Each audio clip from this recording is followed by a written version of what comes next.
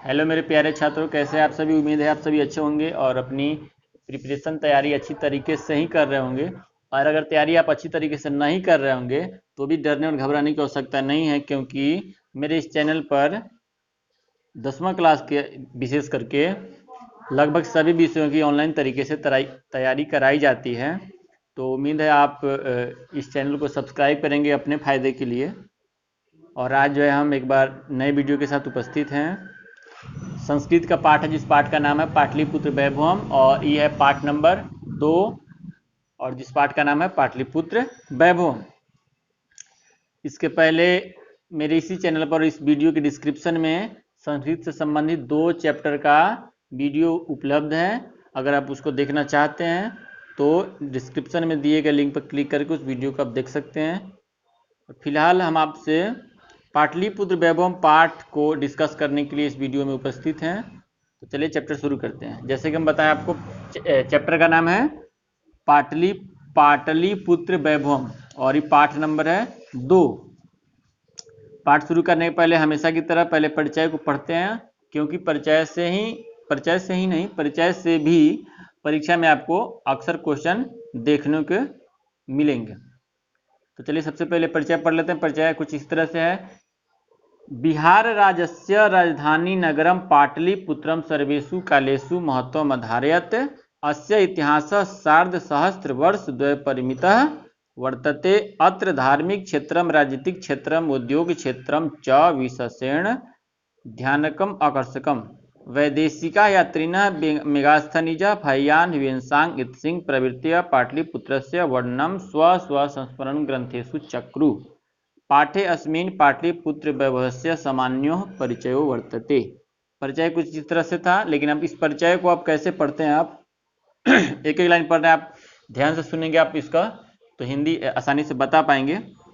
जैसे लिखा हुआ है कि बिहार राज्यस्य राजधानी नगरम, कह रहा है बिहार राज्य से मतलब बिहार राज्य की, राजधानी नगर मतलब राजधानी नगर, पाटलिपुत्रम कौन, पटना, सर्वेषु मतलब सभी, कालेषु मतलब कालों में, समय में, महत्वम आधारित, कह रहा है कि बिहार राज्य की राजधानी नगर, और उस राजधानी का नगर का नाम क्या, पटना, जो सर्वेषु कालेषु यानी सभी कालों में महत्वम आधारित, कह रहा है कि पटना जो है सभी कालों में, अगर आप इतिहास पढ़े होंगे तो उसको आप जानते होइएगा, समय को कई भागों में बांटा गया है, जैसे प्राचीन काल, मध्यकाल, आधुनिक काल।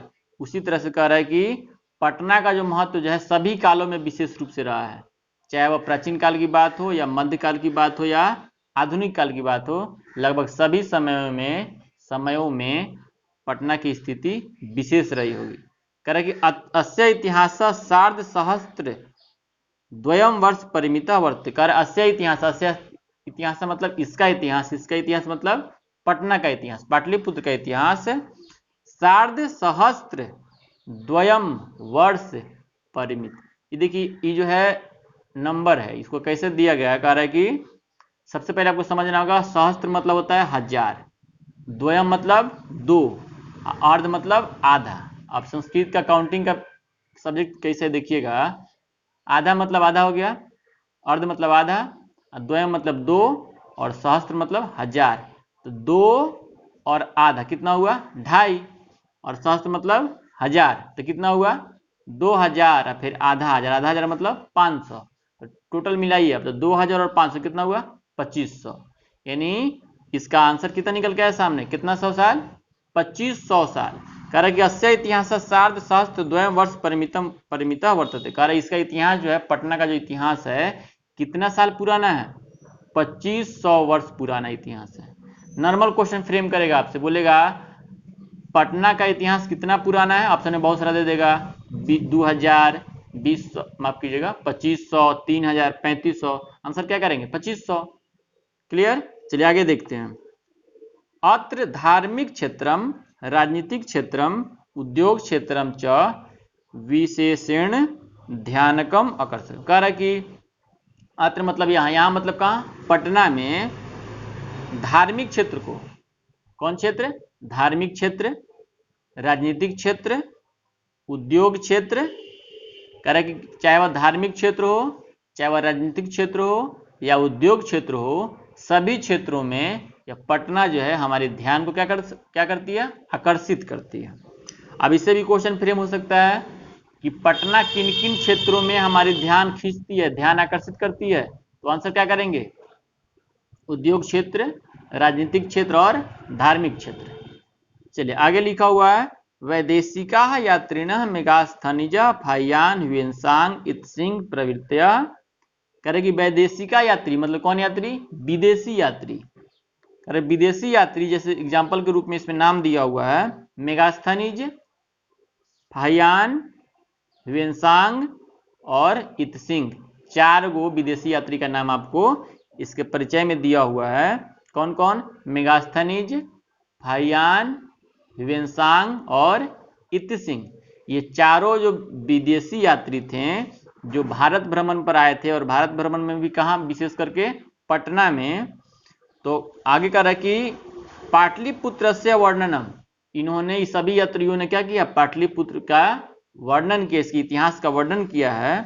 स्व स्व संस्मरण ग्रंथेषु चक्रु, कह रहे जितने सारे विदेशी यात्री जो यहाँ आए पटना में घूमने के लिए, सभी विदेशी यात्रियों ने अपने अपने किताब में इस पटना नाम का जो नगर है उस समय में अभी भी, तो इसका वर्णन क्या किया, अपने अपने किताब में उन्होंने किया है।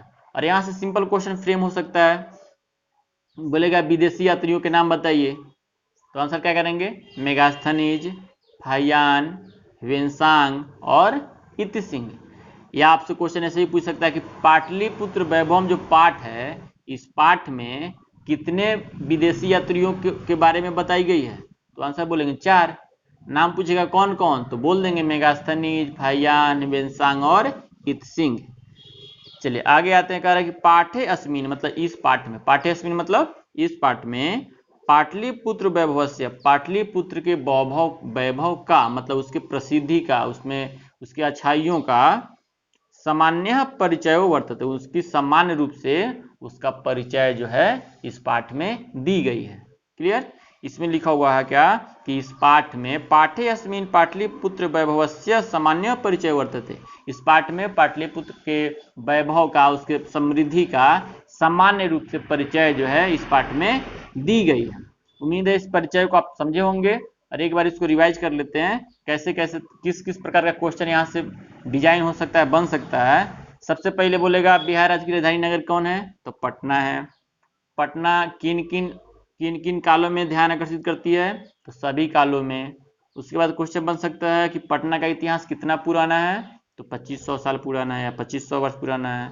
और बोलेगा पटना किन किन क्षेत्रों में हमारी ध्यान आकर्षित करती है, तो धार्मिक क्षेत्र में, राजनीतिक क्षेत्र में और उद्योग क्षेत्र में। उसके बाद बोलेगा विदेशी यात्री का नाम बताइए, तो मेगास्थनीज, फायान, ह्वेनसांग और इत्सिंग।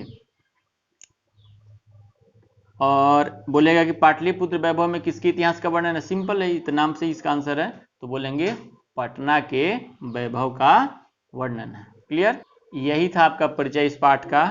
उम्मीद है इस आप परिचय को अगर आप ध्यान से सुने होंगे, इसमें विशेष कुछ करने की आवश्यकता नहीं है। साइंस और फिजिक्स और मैथ नहीं है कि आपको बहुत रटना है या उसको बहुत समझना है, नहीं, इसको जो संस्कृत जो विषय इसको आपको केवल और केवल क्या करना है, ध्यान से सुनना है। अगर आप ध्यान से सुन रहे हैं तो निश्चित रूप से आप इसका आंसर करके आएंगे परीक्षा में, लेकिन यही कंडीशन है, आपको सुनना पड़ेगा ध्यान से। तो यही परिचय था, उम्मीद है आपसे जितने सारा क्वेश्चन फ्रेम हुआ होगा उसको आप कैच कर लिए होंगे। तो अगले वीडियो में इसका चैप्टर ओपन करेंगे। उम्मीद है आप अगले वीडियो को भी पसंद करेंगे जिस तरह से पिछले वीडियो को पसंद किए हैं। तो बहुत जल्द मिलते हैं अगले वीडियो में, तब तक के लिए थैंक यू, बाय बाय।